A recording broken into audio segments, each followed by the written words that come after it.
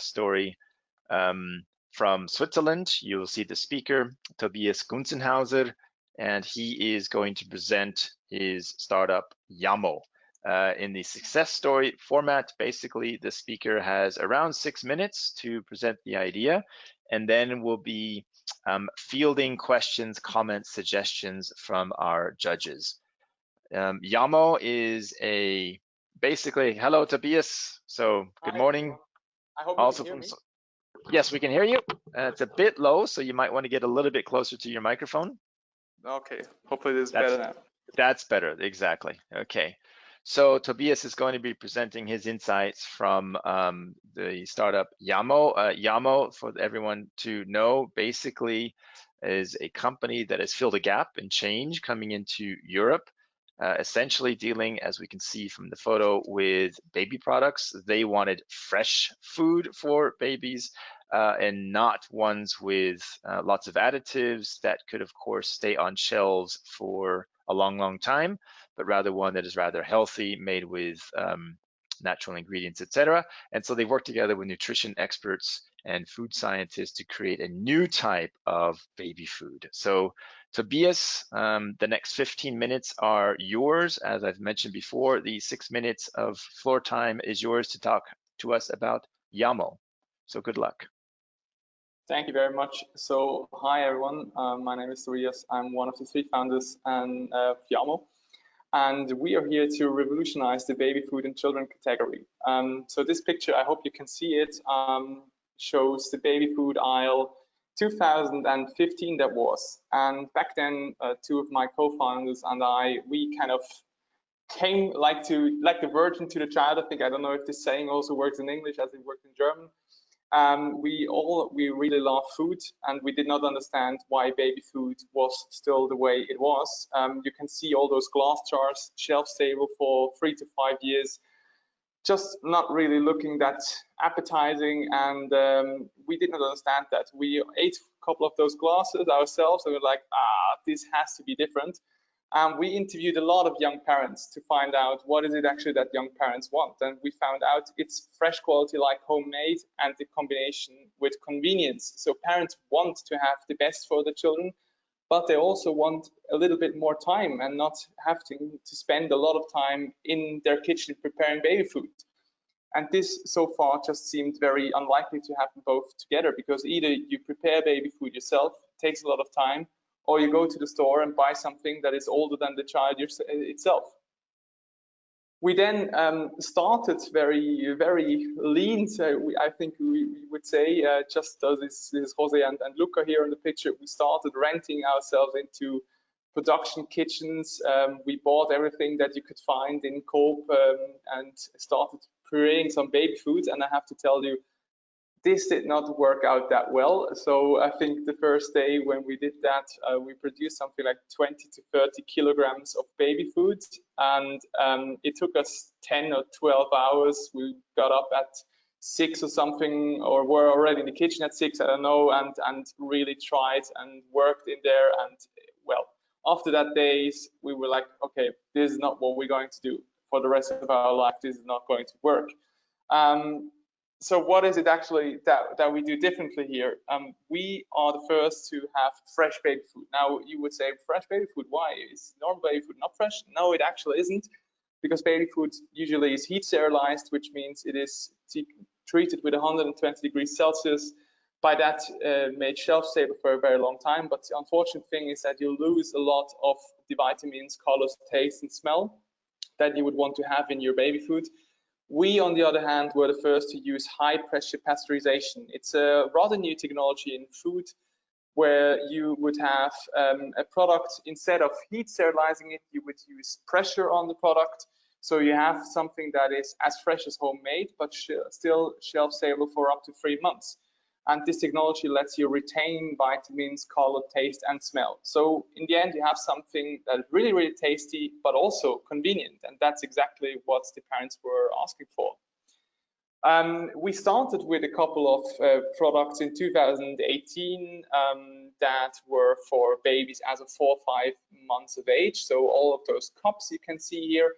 Then last year we expanded our range into new products for babies up of 10 months of age. Those are the so-called pouches.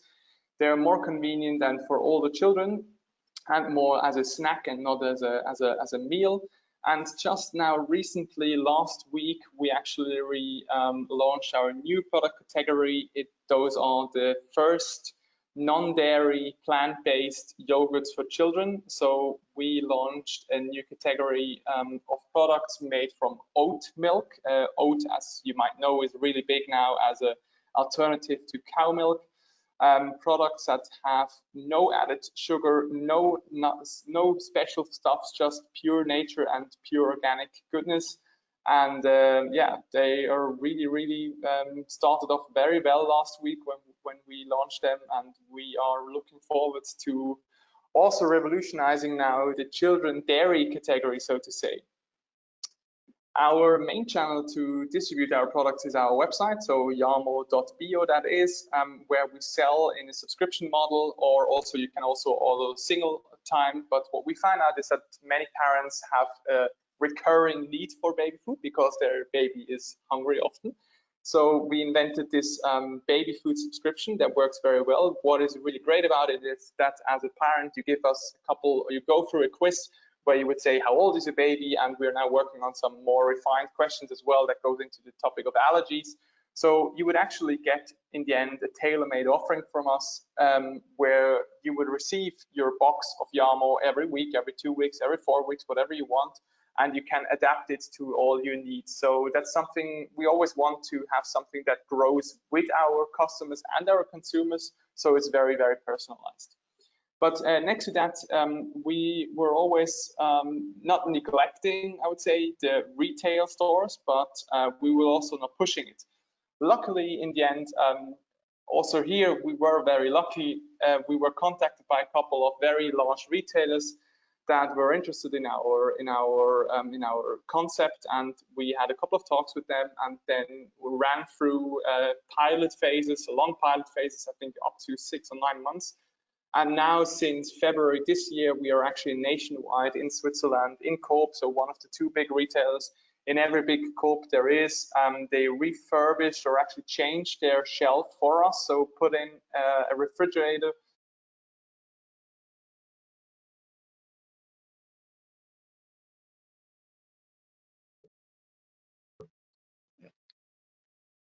See that Tobias has frozen. We are now also looking at a shelf, as Tobias has mentioned before, of Switzerland's one of the 2 largest retailers, grocery stores in Switzerland, just so that our audience from abroad can put that into context. So let's see if we can get him back. In the meantime, I think I can also call up our judges, because they will be the ones asking questions, and Tobias is almost on time. And there I have Axel back. And so Axel, as long as we don't have Tobias on the line, perhaps you could offer some insight into your help and support into this success story. Yeah, so there's actually 2 things I want to share. Unfortunately, Tobias is sort of gone in the moment. So Tobias was also one of our accelerator candidates. They won a business model contest. The contest was won based on a 5-year plan, and it was suggested that in 2022 they want to go international, and when 2021 they go to market.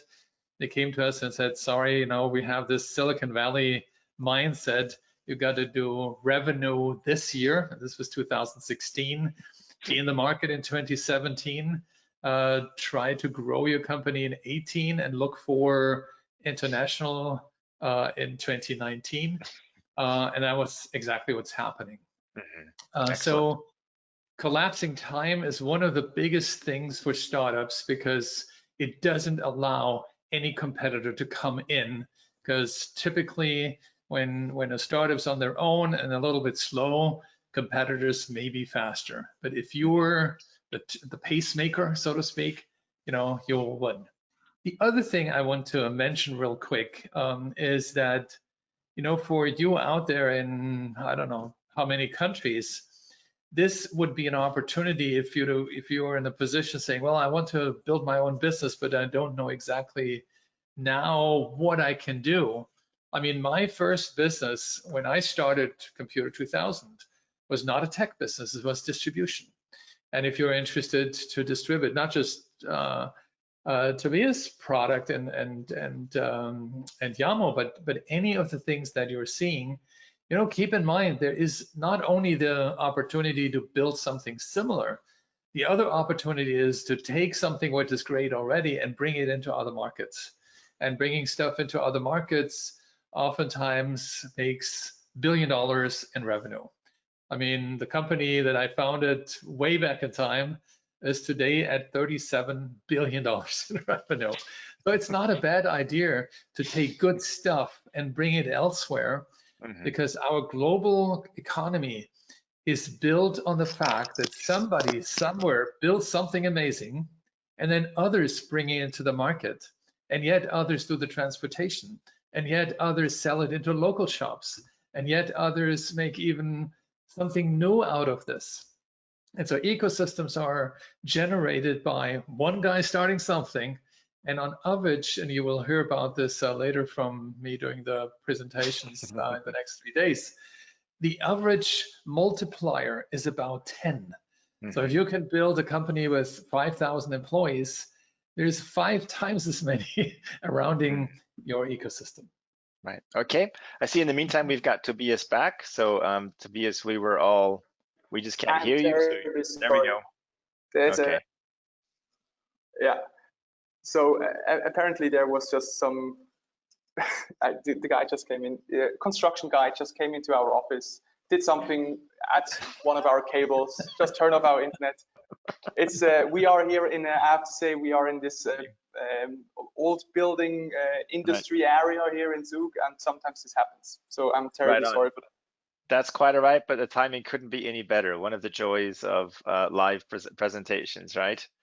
Okay, so maybe, so we've heard from Axel in the meantime. He was telling us a bit about the backstory to Yamo, also about, compressing time was one of his messages. I'm sure when he told you, okay, your plan was 2021 at the time, and he said, no, we want something this year. What was your reaction to that? Yeah, of course, in the beginning, you're always a bit afraid. It's like, oh, I don't know if this is going to work, but I think the most important thing is just start doing, and then you'll figure it out on the way. Okay, I think another question that certainly popped up in my mind, maybe some of the other viewers as well, baby food is sort of the last area people might look for innovation or something like that. What was one of your main motivators? Is it something, were you looking around for an idea, or was it just something that seemed obvious to you, perhaps as a future parent as well? No, I wasn't looking around at all. I was in my safe job in a big corporate. Actually was doing fine, but I just stumbled upon this thing where I was like, how is this possible? Why is this category still how it is? And I wanted to seize the opportunity to build a leading brand in this category of fresh baby food that nobody was yet venturing into. Okay. And so if you've got any advice for entrepreneurs who are listening and saying, yeah, he's made it, he's done it, but he had it easy, he was in Switzerland, he had Axel's help, blah, blah, blah, what would you say to them? I think, honestly, the idea is not so important. It's really about just hustling, execution, and and starting somewhere. I mean, there's opportunities left and right. You just have to take it, and you will fail along the way. We fail oftentimes, but we always stand up once more than we fail, and kind of that's Excellent. how it works. Okay. And so what's your next step or even next failure in the next 2 or 3 years? So we just now launched this new product category. It took us roughly 10 months to develop it, which is kind of, it's good. It's not as fast as we want it to be, but it's a lot faster than other companies. And next up is the further expansion. So we would like to expand to France in the upcoming months. So that's one next step for us, going out of the German-speaking Europe market. And yeah. Okay. Tobias, thank you very much also for presenting Yamo. I believe our next speaker is on the line. So we'd like to thank you for sharing the story with us today. And Thank you very much for having me. tell the technician next time he's in your house, don't cut the cable while you're giving a presentation. It's not a